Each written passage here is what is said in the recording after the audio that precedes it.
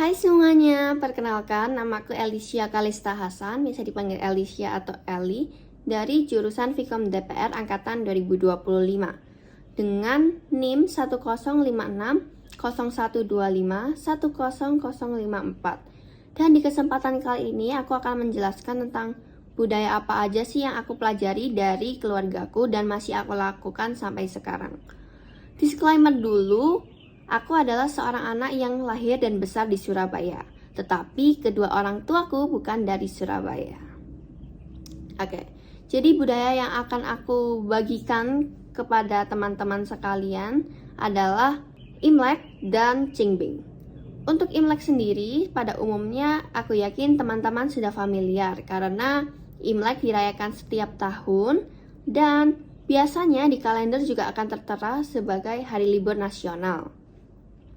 Imlek sendiri adalah momen atau waktu di mana kita dapat berkumpul bersama keluarga untuk menjaga silaturahmi agar tetap hangat dan dekat. Selain itu, Imlek nggak cuma sebagai pesta atau perayaan, tetapi juga sebagai bentuk ucapan syukur atas kehidupan yang sudah kita terima. Untuk simbol-simbolnya sendiri ada beragam, seperti jeruk untuk lambang keberuntungan.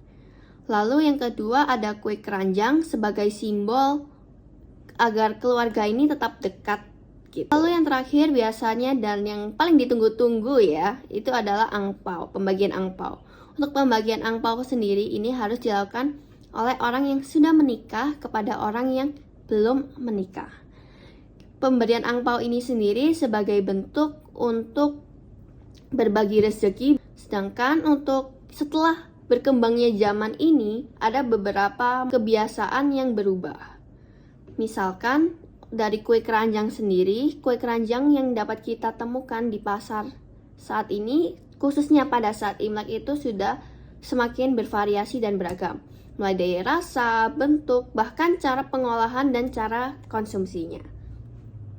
Lalu yang kedua, semakin berkembangnya zaman ini, dekorasi di sekitar di khalayak umum ini tuh semakin meriah. Jadi tidak hanya dekorasi-dekorasi sederhana aja, tapi benar-benar beragam yang membuat suasana Imlek itu sendiri semakin meriah.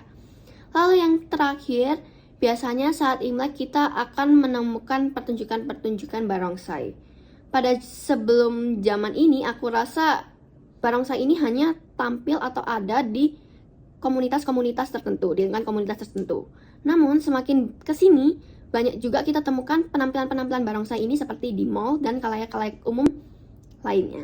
Lalu yang terakhir, sebagai orang yang tinggal di Surabaya namun dengan background keluarga yang bukan berasal dari Surabaya, banyak dari keluargaku itu tidak tinggal di Surabaya tentunya. Misalnya ada yang di Jakarta, Tangerang, bahkan sampai di Pontianak sekalipun.